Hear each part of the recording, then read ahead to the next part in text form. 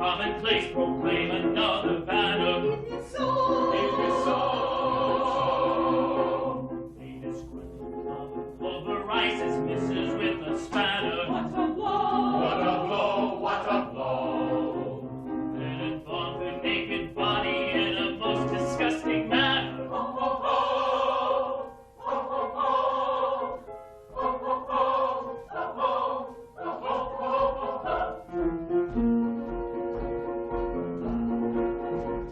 a 6-year-old that just gave birth to triplets in Havana. Is it true? Is it true? Is it true?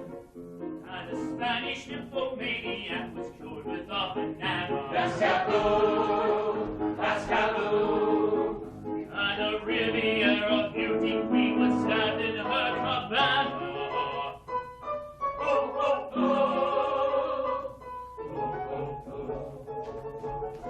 Disgusting. Revolting. Taboo. Da-da-da. Ah, give us more. More and more and more and more and more. Oh, oh, oh, oh.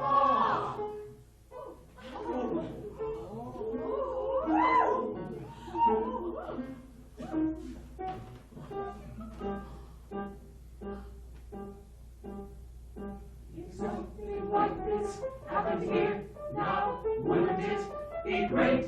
Then from the sidelines we would cheer, but not participate. So just give us some rumors and fighting to discover the acclimated. Oh, there's nothing that's quite as exciting as the day when the tabloids appear. The tabloids appear. The tabloids appear. Tabloids appear.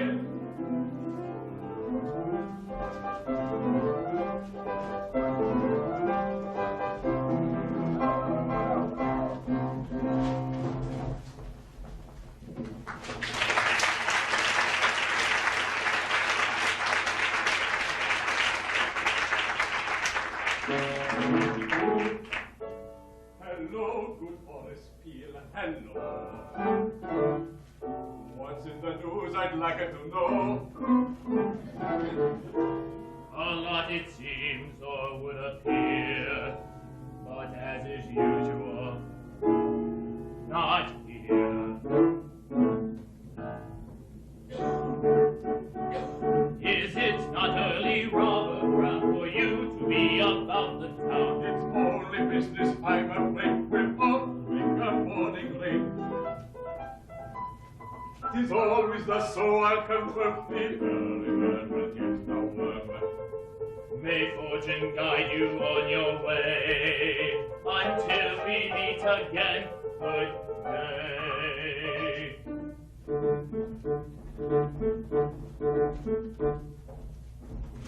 No, wait! What, Captain? It's a time to get in the show on the road!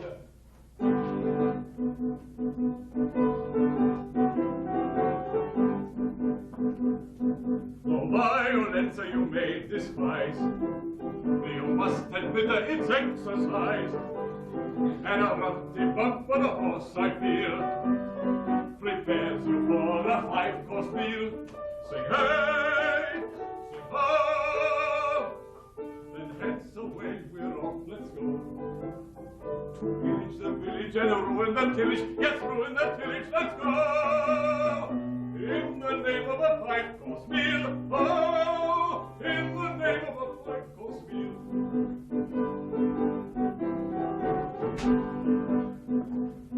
There's little of caprice or whim, in a rending bodies limb from limb, Yes, limb from limb. and stuffing pelters in a can. When overwork the toughest man, sing hey, sing ho,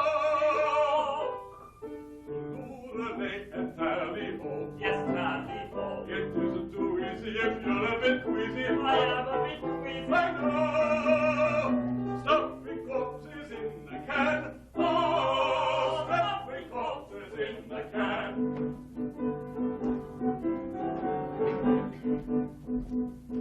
So we for your odds but bones and skin. Just bones and skin. Pathetic, don't miss a week and thin. So weak and thin. 1 week and pillage a connive at our rate. Hurrah, hooray! We'll get your back in proper shape. Sing hey, sing ho, hip hip hooray and cheerio. And cheerio. with riding and looting and hunting and shooting. You know I love shooting.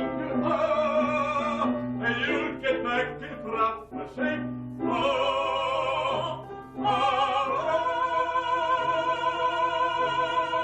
You'll get back in proper shape.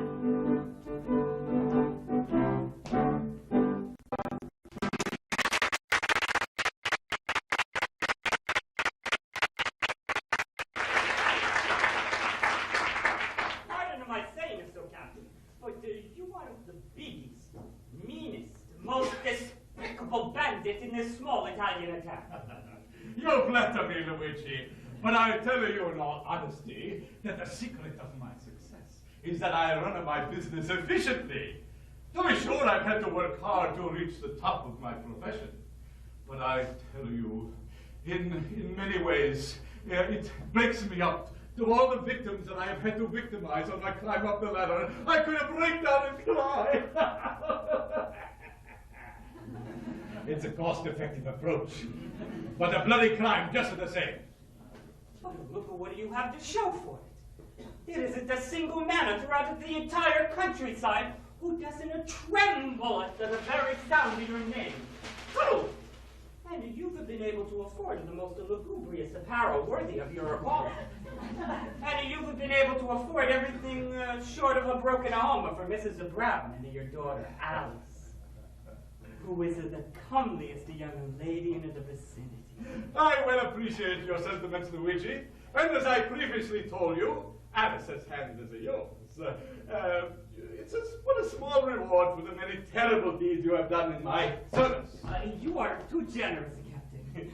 My heart is overwhelmed with limpid joy. Tush, Luigi, I wouldn't have it any other way. What's all? Someone approaches. Oh, Papa! We had such a lovely time picking the market clean. Good morrow, Master Luigi. To no good, I presume. I cannot deny it, Mrs. Brown. Well, I'm glad to hear it. How do you, Alice? Sir, you are so bold to speak to me in such a forward manner. I am but an innocent maid, and as such, am unaccustomed to such ways. Come, Alice, and show your father how well you've done this morning. Oh, see, Papa, what we brought you from town. Here is a purse, which I pinched from an old gaffer who was inspecting Widow Ample's eggs at close proximity. And this is a lovely gold watch, formerly in possession of the Lord Mayor, until he let his attentions wander in the direction of Mistress Overripe and her fresh buns.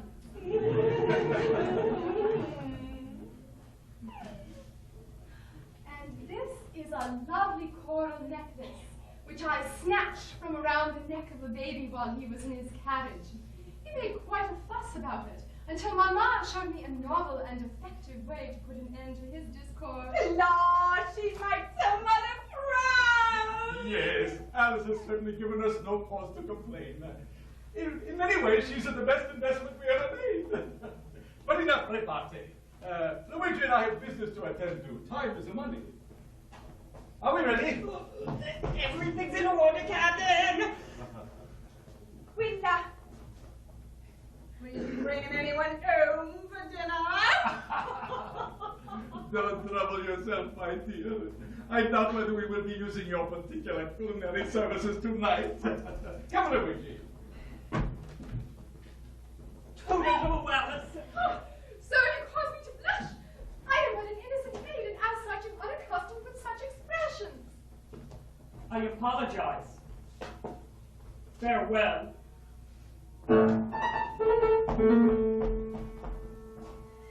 But stay, my heart is full of fear. I worry so when you're away. So hazardous is your career, and full of danger on the day. Watchmen on the city ring that bell and all it is surely come to harm. Suppose the sheriff knows that you are planning this surprise. The local sheriff's 82 and blinded both his eyes. I worry lest you be get wet or traveling in news. You haven't any cause to fret with waterproof gumshoe. Your victim's riddled with disease would give you swollen glands. We take precautions if you please, and always wash our hands. Always wash our hands. Dear husband, you have set my mind at rest. But here you found upon your nose need. I humbly pray that all goes for the best. I pray success and safe return Godspeed.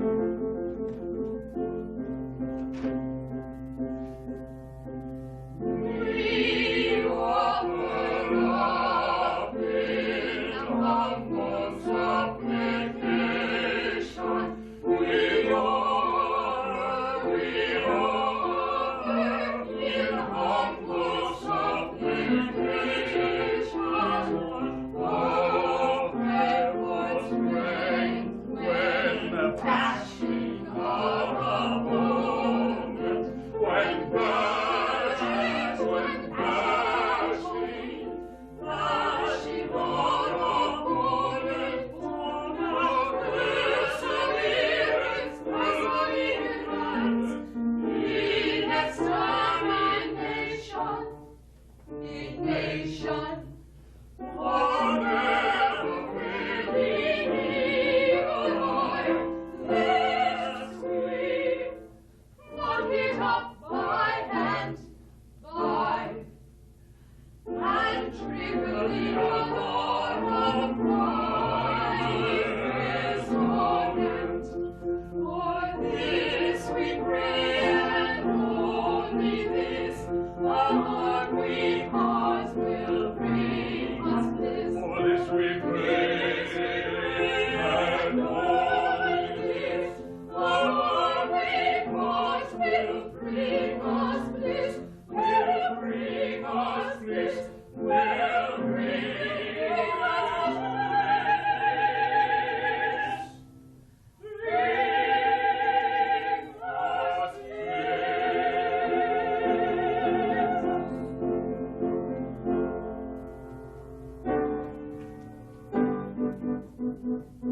the sun is high, the die is cast. The die is cast. We really must depart at last. Depart at last, but when you're done, turn homeward fast. Turn homewards fast. And I'll prepare a great repast. Sing hey, sing ho, sing hey.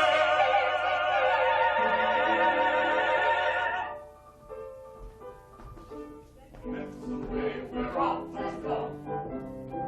We'll feast on zucchini and green fettuccine. I like fettuccine. I know. When you're back in our arms, let's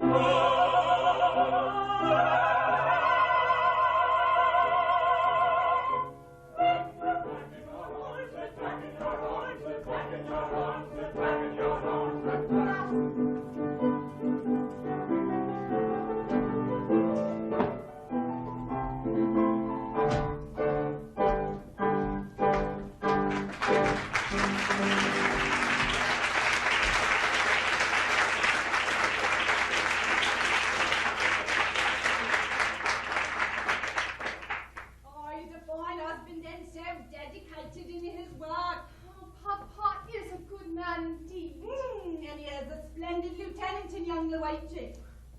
Luigi is well in his way. I should say so. He is exceedingly handsome and quite strong of limb. And he is terribly dim, Mamma. There is a great deal to be said for the absence of brains in a man. But enough of this. Just look at his ass, says. And Saint, Luigi is as fine a specimen of his as you are likely to find. Mamma, he interests me not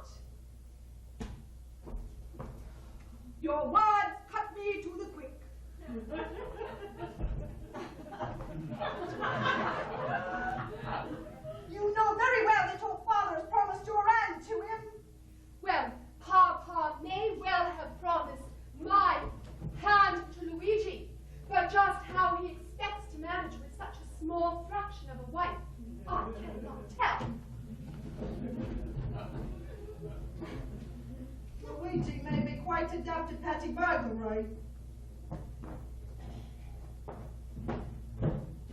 But he'll never succeed in stealing a rock while she maintains this attitude. Oh.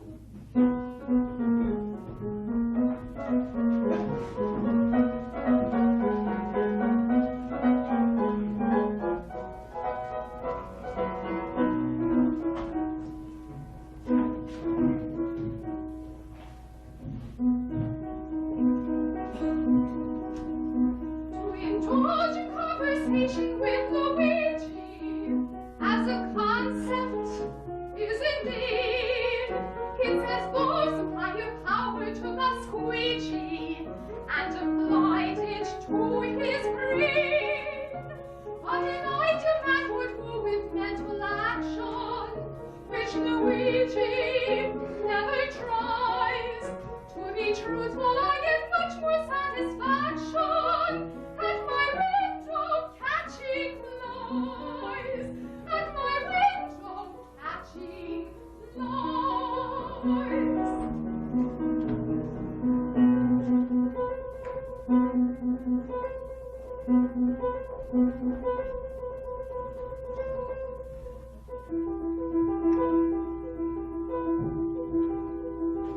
One little boy comes buzzing, quite contented with himself, on looking for the cookie crumbs I've scattered on the shelf. Or otherwise he'd go out dancing on the compost heap, or swimming in the soup where he'd drink himself to sleep.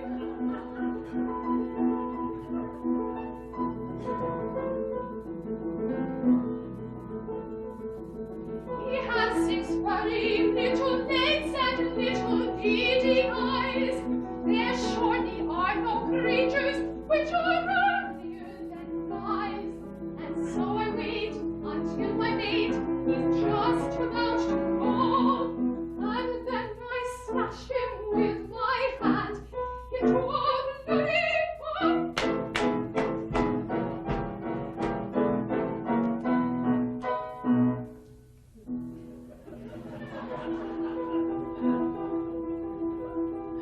If only I could scatter little crumbs of rye or bran, and those who trod at once my ideal specimen of man.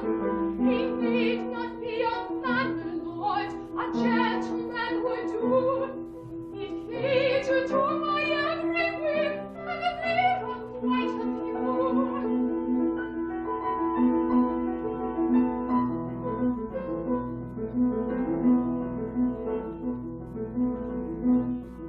He wouldn't spend his evenings out stirring up some noise, or in the local household sheep, or drinking with the boys.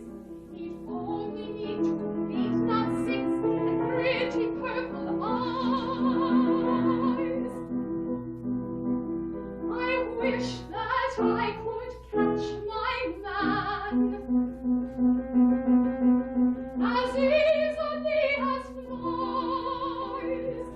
Catch a man as easily as flies. As easily as flies. As easily as flies.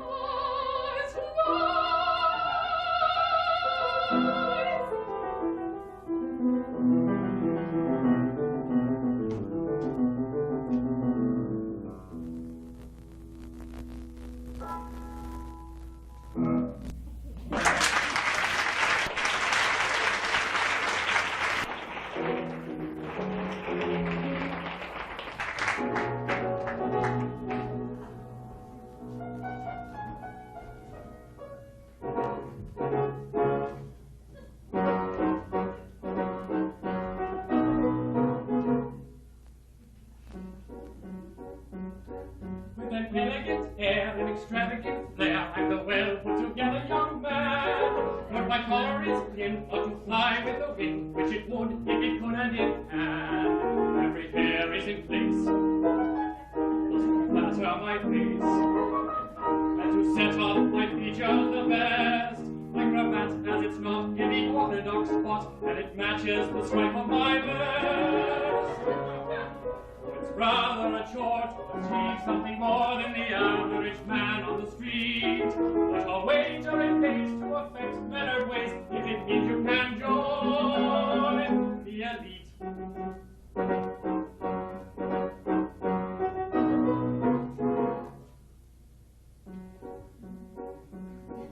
You may well be aware my indifferent stare was developed in front of a glass. The result may be rude or exceedingly lewd, but at least I don't look like an ass.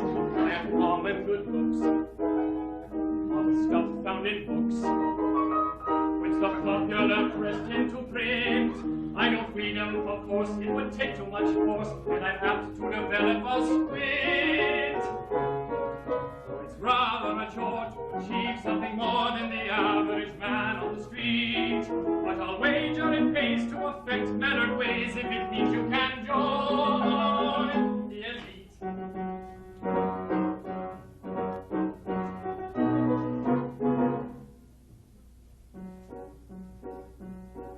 I can write prose and verse, but I'd have to rehearse, and quite frankly, I haven't the will. Though it causes me strife, I reserve art for life, which explains why my output is nil. Though I've rarely the chance, I can sing, paint, and dance, and I carry it off with elan.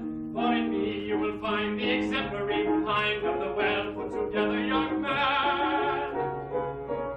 Oh, it's rather a chore to achieve something more than the average man on the street, but I'll wager it pays to affect mannered ways if it means you can join the elite.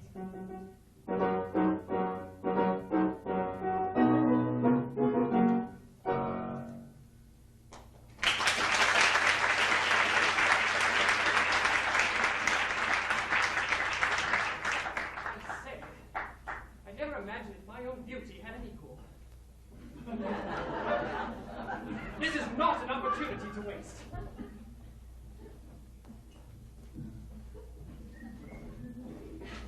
Excuse me, miss, on this handkerchief. Is it yours? No. What brutal honesty. I adore her. What pretty purple eyes. I adore him. Miss, Yes. I realize that it is highly unconventional to allude to one's emotions in casual conversation. And although I am quite aware that we had been but informally acquainted for only half a minute, I am so overwhelmed by the radiance of your astounding beauty that I have no recourse but to speak my mind and tell you that I am hopelessly enamored of your fair form, the effect of which has rendered me totally speechless. His faulty logic speaks volumes. So this is the pleasantest thing that has ever happened to me. In one split second, I felt the ground pulled out from underneath my feet, and an unearthly feeling arose from the depths of my stomach. My head began to spin so that I could hardly tell left from right and right from wrong. Oh, and I thought that I would surely perish. I can only hope this happiness will last. Our unfortunate images have touched my heart. Miss, would I be correct in assuming that we entertain similar affections with respect to one another? So your perceptions are correct. Would you then allow me to suggest that a bond of intimate friendship between us would not be entirely unsatisfactory? Well, rest assured that your suggestions would be well received were you to, in fact, make them. I will hesitate no longer and act at once upon your advice. Allow me to make you a present of this handkerchief as proof of my undying affection. Oh, I shall hold it next to my heart always.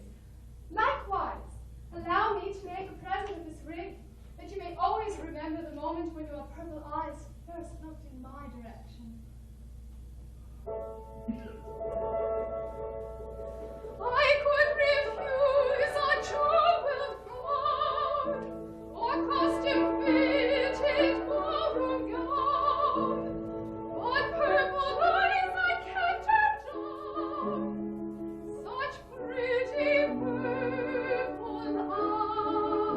Although I sailed to many shores, not once upon my many tours have I seen beauty such as yours. and much to my surprise, your golden hair, your skin so fair, your tiny nose, your cheeks of rose, your eyes, your lips, your ample hips. Although I found it rather fun, good sir, whatever have you done? Let me explain. I realize you must be thinking I am shallow, through and through, but I couldn't keep from winking at the likes of you. No, I couldn't keep from winking at the likes of you. Good sir, I find no harm in blinking if the sun is in your eyes. But if I blink to be winking, do you think it wise? Yes, in public to be winking. Do you think it wise? It's just as natural as drinking in water, beer or wine. You should find instructive winking rather in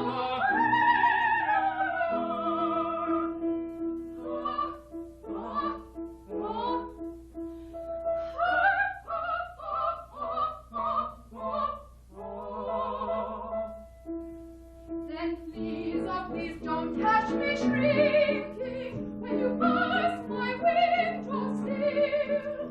And I anticipate your winking, and I hope you will. Yes, sir, anticipate your winking at me, and I hope you will.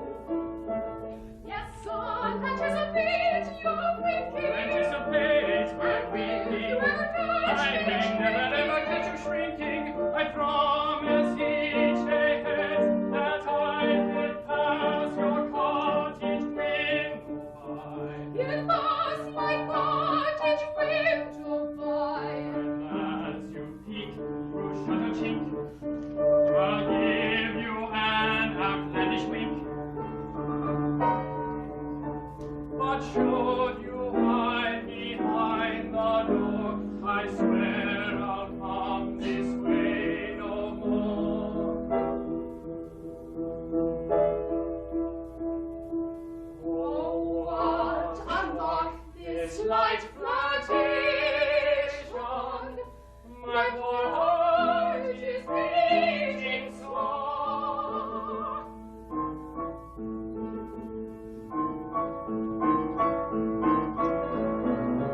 And what can compare to such elation?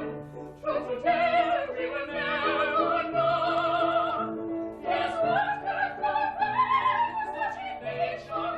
Elation, truth to tell, we will never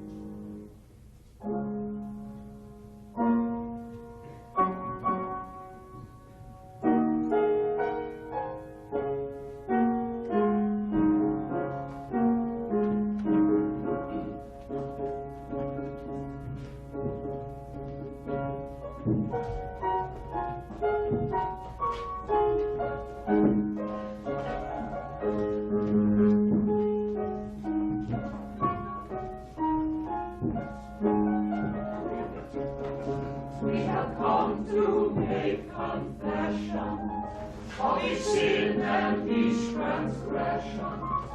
Though it isn't an obsession, it's a little weekly task. Though it isn't an obsession, it's a little weekly task.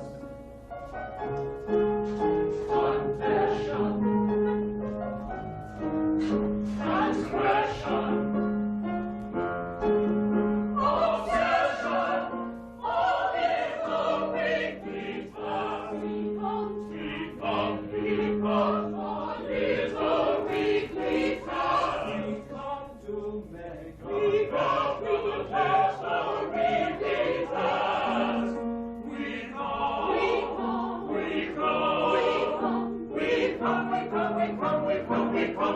We come. It has been our observation that to keep us from damnation is a useful occupation, and it's not too much to ask. It's a useful occupation, and it's not too much to ask.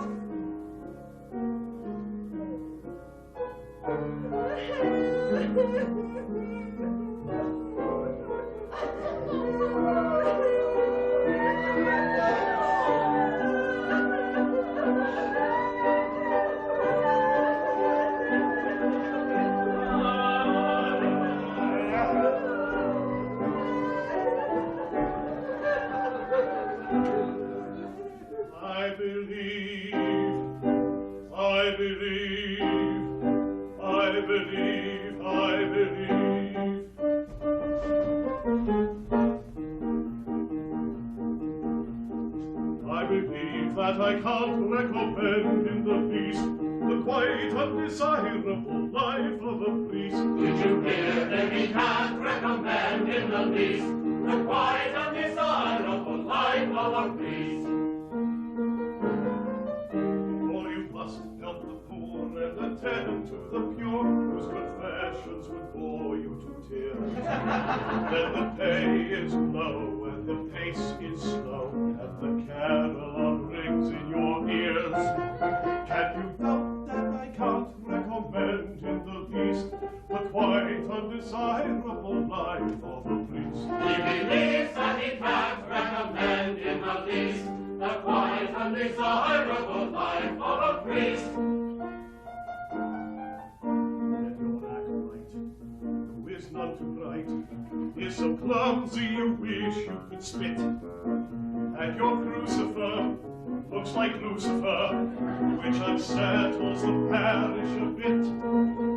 Can you doubt that I can't recommend in the least the quite undesirable life of a priest? He believes that he can't recommend in the least the holiest calling life of a priest. There is the door. We've more to say. I'll hear no more. We wish to say.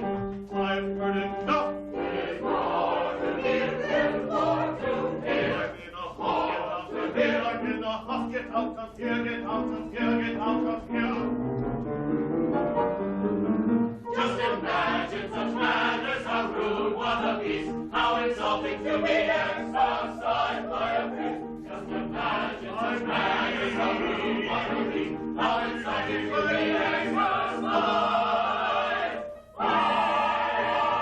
priest.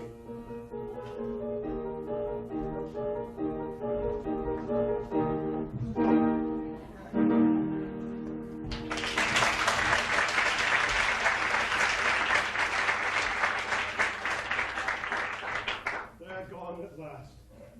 These confessions hardly seem worth the effort, for the people in this insipid neighborhood are so ridiculously good that they have nothing worthwhile to confess. After all, one cannot exact much from a white lie or an occasional display of temper. At least I can count on Robber Brown and his family for really bankable confessions. If it weren't for them, I couldn't afford all the necessary luxuries that make my life bearable. Oh, Father Paul! I am so terribly upset. My child, you seem greatly agitated. Is something amiss? Would it grieve you to learn that I am a most disreputable lot? Well, quite naturally, I believe I would find it somewhat distressing. I don't know. Perhaps I would be compelled to shed a silent tear or two. Oh, but you shouldn't waste your tears on me. Have no fear, my child. It is my profession to be morose on cue. Come, tell me what is on your mind. Who knows, this might be good for an extra 10 pounds or so.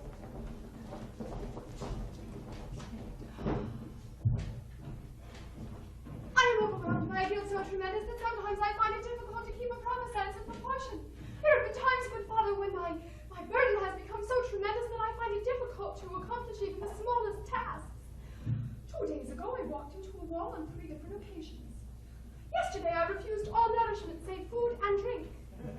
And today, my mother had to reprimand me for allowing my attentions to wander while she lectured me on the many wonderful uses of the meat cleaver. My child, you are babbling. You're babbling. Pray you collect yourself if you wish to make yourself understood. I implore you to start again at the beginning and proceed to tell me everything in a logical manner, uncluttered by hysterics. Of all unhappy sinners, I'm the most unhappy one. My troubled child, whatever have you been and gone and done?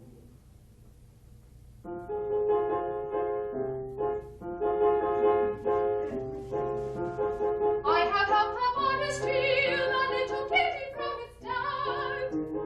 I've assisted in the mine, cutting up the little lad. I planned a little burglary and forged a little check, and split a little baby for the coral on its neck.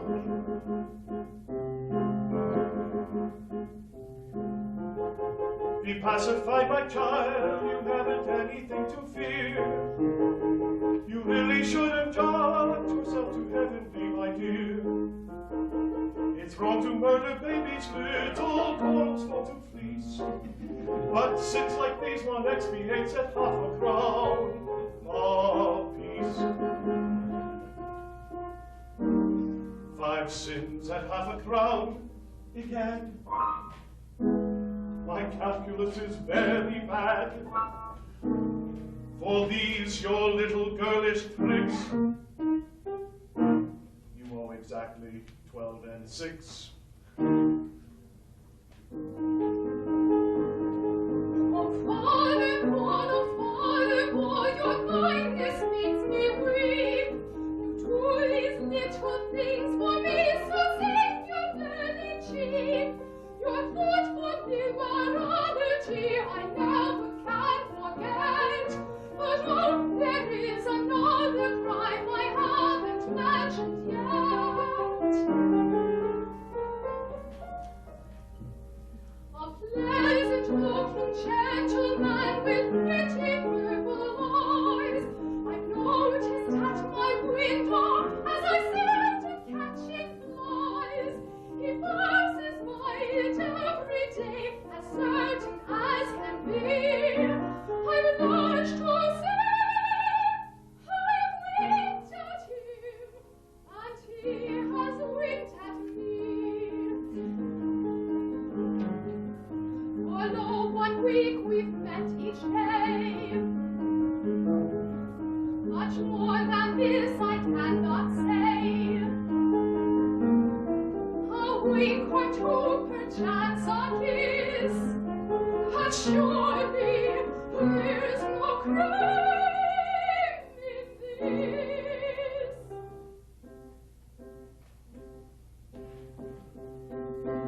For shame upon your knees, my erring daughter, on my word.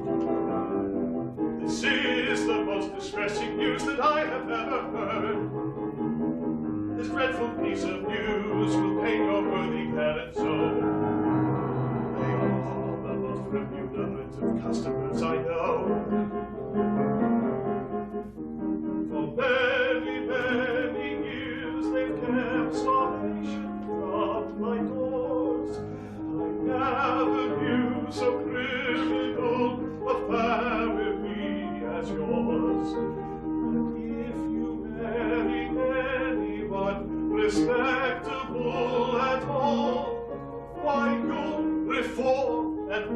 will then become a father Paul? Yes, you'll live Paul, and what will then become a father Paul?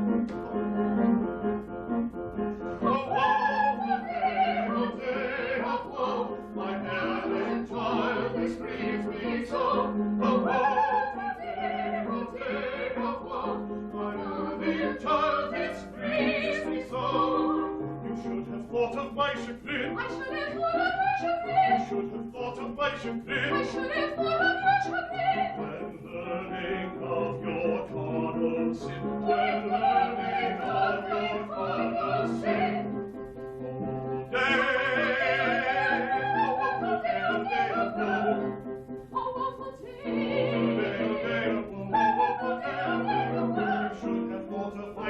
When learning of your carnal sin. I should have thought of my chagrin when learning of your carnal sin. You should have thought of my chagrin when learning of your carnal sin. I should have thought of my chagrin when learning of your carnal sin. Oh, woeful day! Oh, woeful day! Oh, woeful day! Oh, woeful day!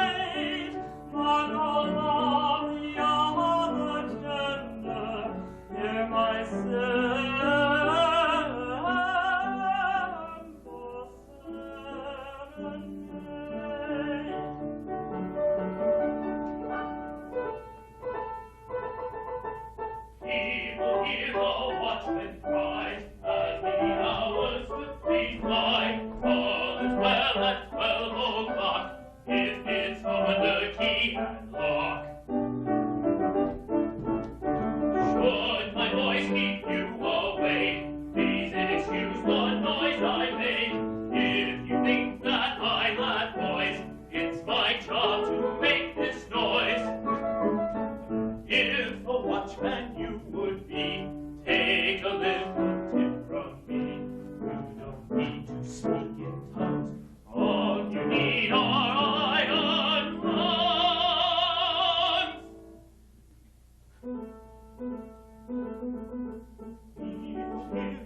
watchmen cry, as the hours swiftly fly. All is well at 12 o'clock, if it's on the key. And lock.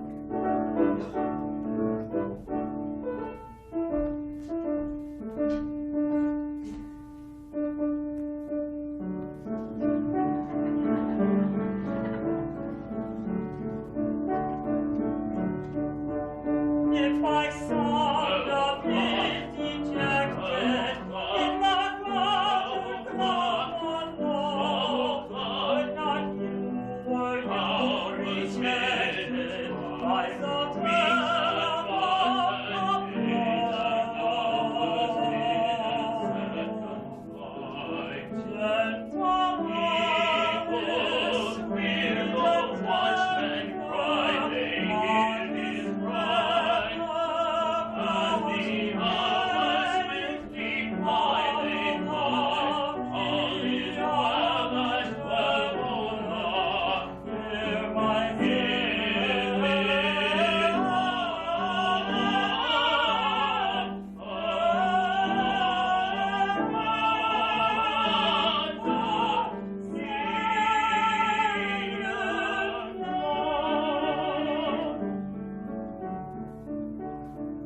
Gentle Alice, all is well. Gentle Alice, all is well. Gentle Alice, all is well.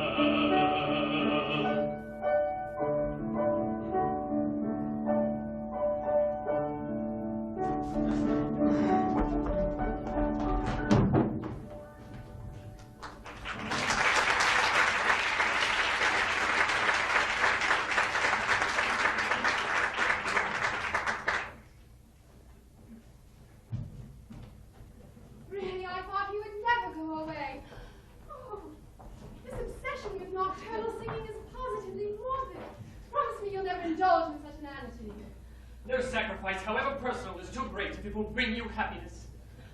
I felt sure of it. Promise me you'll take me away from here tonight.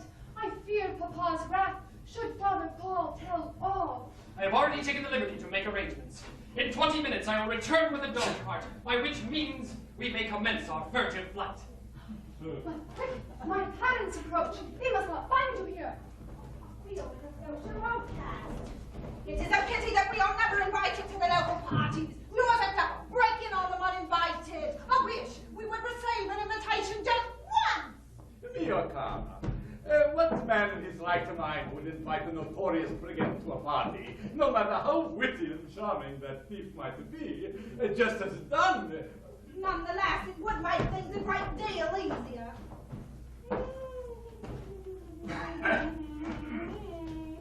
How did you do tonight? I only managed to pick up a cold, and a common one at that.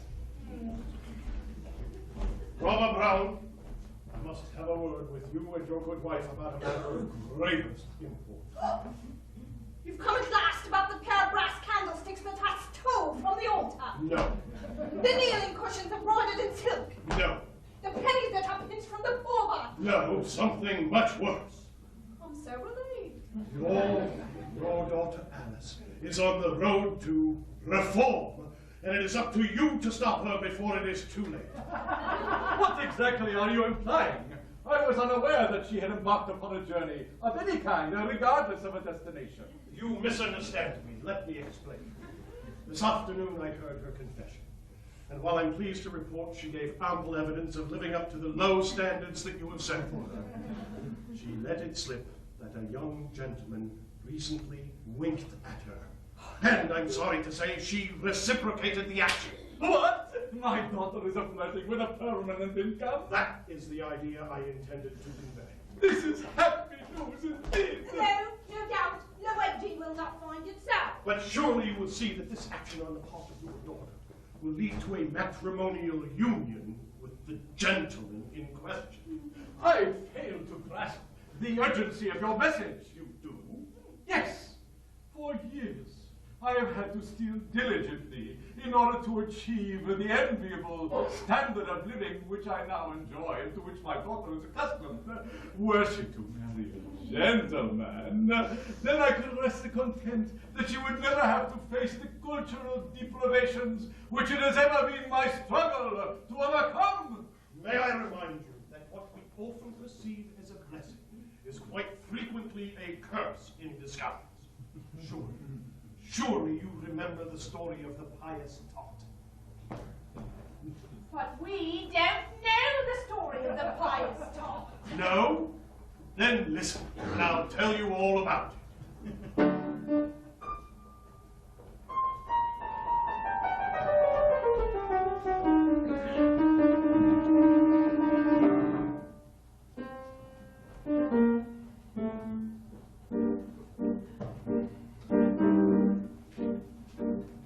There was a little lad upon my knee I used to bounce, who had a hyphenated name I never could pronounce. You never saw a child who had been better reared than he, for he was an imago of religiosity. He never needed chiding and he never told a lie, and if he heard a vulgar word, he very nearly died.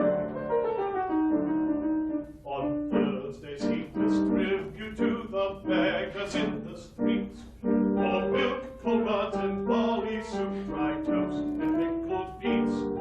The pious tot, his little heart was filled with joy. Was he a bad one? Not a jot. Nobody loved that boy.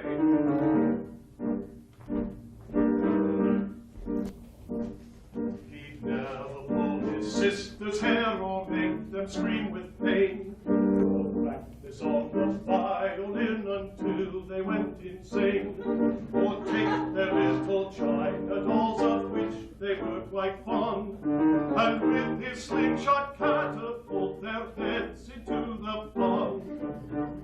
He walked 3 miles through snow and sleet each day to get to school, and frequently was heard to quote aloud the golden rule. Although it cannot be denied, this tendency to fuel was quite effective, earning him the epithet of fool.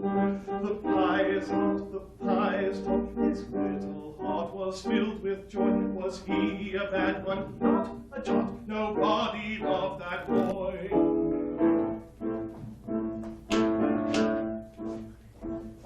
He always said, thank you, ma'am, and also, if you please, and spent an hour every night a-praying on his knees. The village vicar in a sermon praised the pious tot, and promptly damned to hell all other children who were not.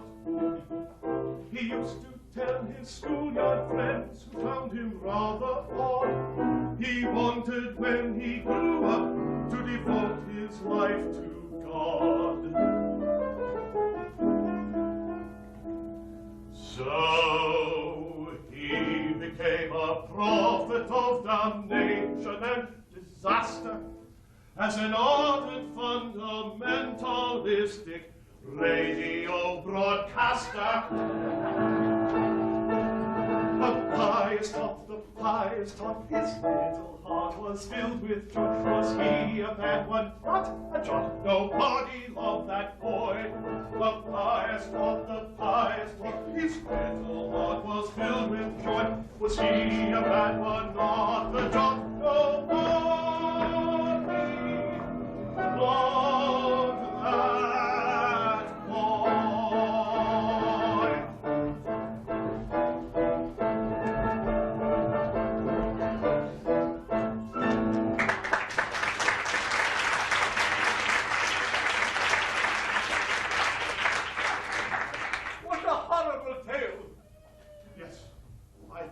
See things my way.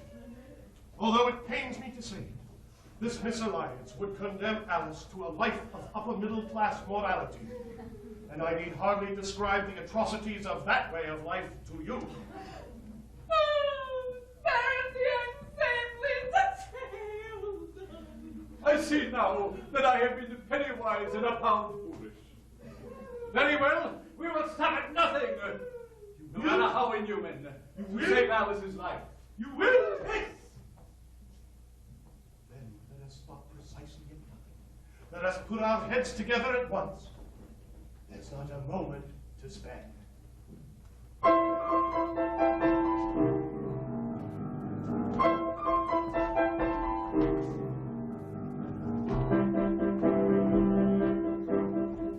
Commence we now subversive plotting. Commence we now subversive plotting. Something low, perverse and rotting. Something low, perverse and rotting. To my brains. And one that's clever Should succeed in this endeavor.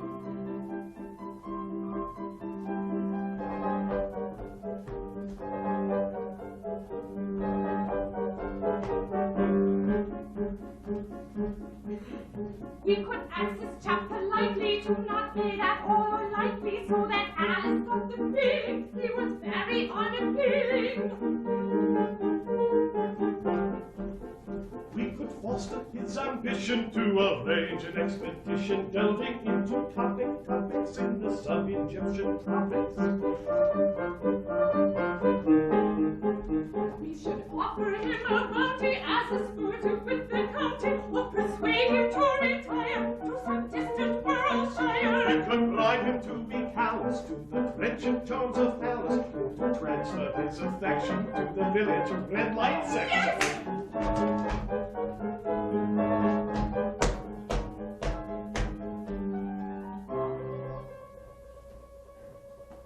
I suppose by now I've mustered up my anger pretty well, but I also have a notion, and that notion I will tell.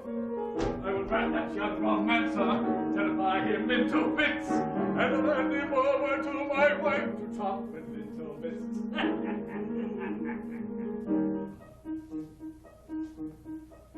I have studied human nature, and I know a thing or two. For a girl may fondly love a living gent as many do. But a feeling of disgust upon her senses there will fall when she looks upon his body chopped, particularly small. At last our efforts are rewarded. At last our efforts are rewarded With a plan foolproof and sordid. with a plan foolproof and sordid. Now onward to its execution. Execution. And the final resolution. Now onward to its execution. And the final resolution.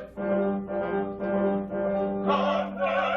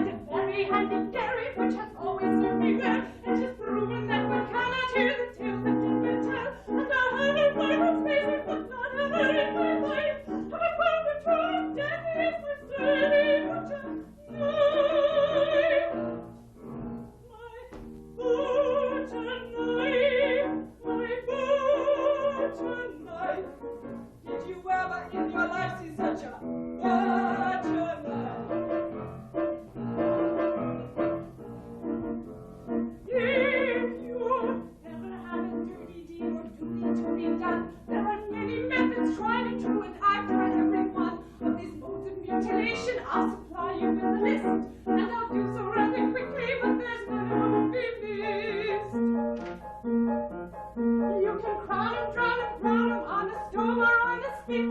You can leave 'em, frame 'em, name 'em till they have nowhere to sit. You can do 'em, hew 'em, stew 'em in a heavy iron pot, or unrack 'em, crack 'em, stack 'em. If you like to, I do not. You can brain 'em, drain 'em, strain 'em through a grinder and a sieve. You can stick 'em, prick 'em, prick 'em till they do not want to live. You can grill 'em, chill 'em in a covering full of ice, or untie 'em, tie 'em, fry 'em. Eat 'em by that mighty knife. What I previously mentioned, or I'm not agreeing, it's why there is nothing quite as deadly as my sturdy butcher knife. My butcher knife, my butcher knife. Did you ever in your life see such a butcher knife? My butcher knife, my butcher knife. Did you ever in your life see such a knife?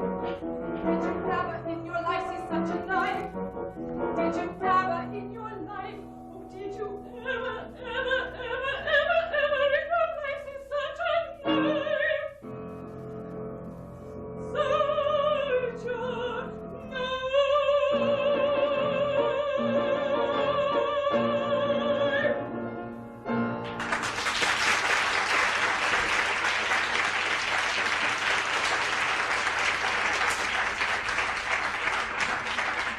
My dear, are you ready for the fearful ordeal? I am, Maya. My knife is prepared and Maya point is well made. Have you alerted Luigi to our scheme? As much as is humanly possible. Luigi, you will assist her with the asher can at the appropriate moment. Yes, sir, Captain. All around, the gentleman who answers to the proper description is approaching. The proper description? He has pretty purple eyes. Are you sure? Perhaps they could be described as violet. When purple eyes are practically irresistible. I know. Make an effort, my dear. We all have unpleasant duties to perform at one time or another. Oh, but surely, dear husband, you remember the power that your own purple eyes exerted over my heart so many years ago. I had quite forgotten. But no, you must not forget your duty as a mother. Never fear, I shall be brave. My duty as a mother comes before all else. Even purple eyes. Very good. Then we will await the appearance of the unfortunate young man in the surreptitious manner which befits our calling. Luigi, the asher cat. Right, Captain.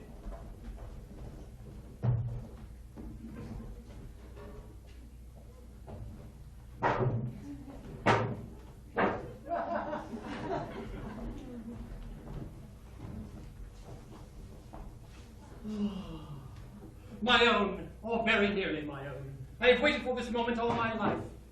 But you've only known me for a week. Perhaps, but I have never known true happiness until I met you. Oh, how unfortunate. I had hoped you were a man of experience. Never mind that now. I have made arrangements for us to be married by the local magistrate, whose confidence was easily purchased by means of a small coin. And our happiness is insured forever. Forever? Forever, or until we change our minds, whichever comes first. Is that the way it's usually done? It's the way it's always done.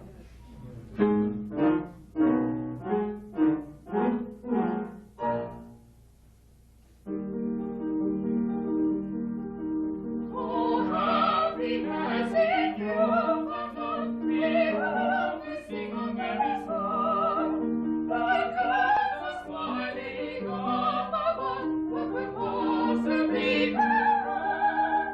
Like the smiling of a one, what could possibly go wrong? Gentle happiness,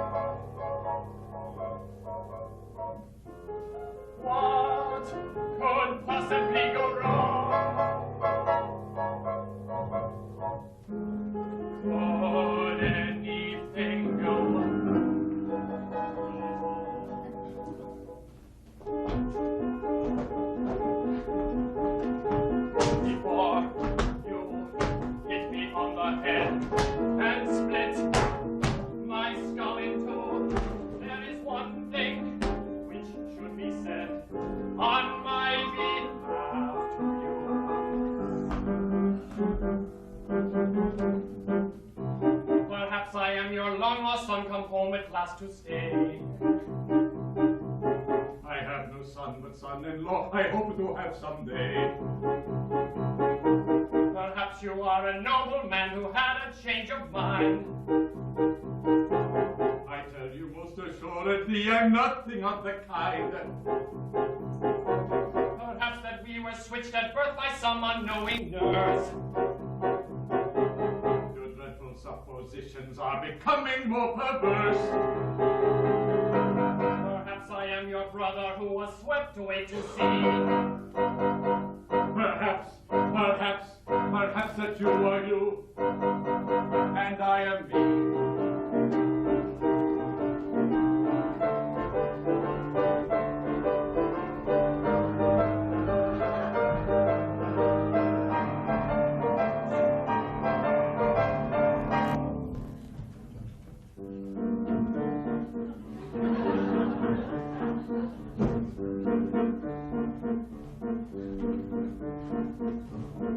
It's time to spill a drop of blood, and watch the trickle turn to flood. The crimson puddle grows and grows until the blood bath overflows. It's quite an exhibition.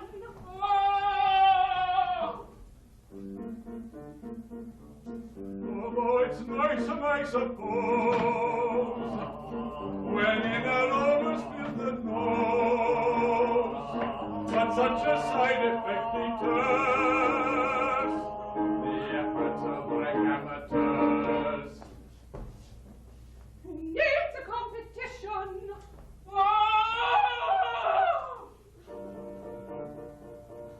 Now some prefer to take this mess and boil it with some watercress, or marinate it with some thyme, and serve it with a wedge of lime. But I'm no dietitian.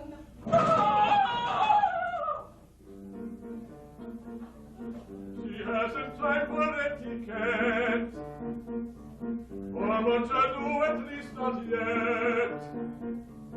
She throws the pieces in the can and leaves it for the garbage man. I'm also no mortician.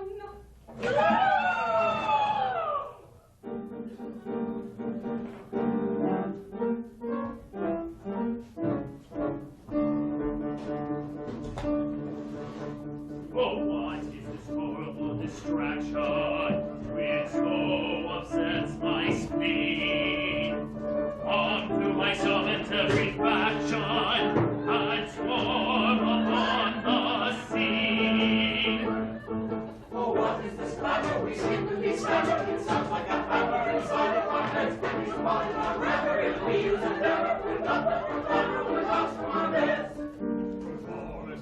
Let me your ear, and let me please explain. that no disturbance happen here and won't occur again. I clearly see that all is calm. You've really kept the peace. My mouth is silent when my palm is well applied with grease. I ask you, pretty daughter, that when all is done and said, is this the sort of husband that you really wish to wed? I think not, dear Papa. If I were going to change my mind, and I'll never for be guilty of weakness of this kind. You'll never more be guilty of a weakness of this kind. Come, Father Paul, and marry them, for I bestow her hand on this promising young brother, the lieutenant of my band. Indeed I will, but first, my lad, you must produce the ring. I gladly would were I prepared, but I am no such thing.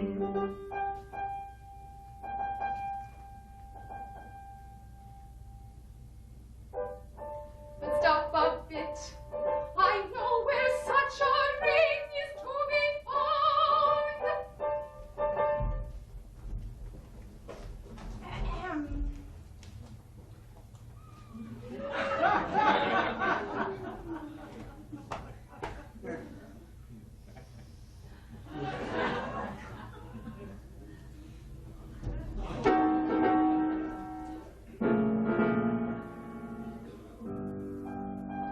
There is plenty to be pilfered if you only look around.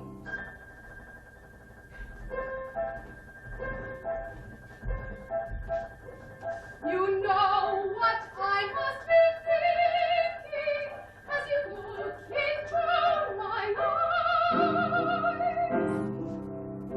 Just remember when you're drinking, purple I despise. The dreadful deed is done at last. It's done at last. Good is done, what fast is past. The fast is past. All's well, we cry as off we go. As off we go. I'll marry them, the rest you know. Say hey, say ho. That's the way we're off. Let's go. We're off, let's go to marry my daughter. Who did is she other? I did as I heard her. We know, and the rest of the tale you know. And the rest of the tale, the rest of the tale, The rest of the tale, the rest of the tale you know.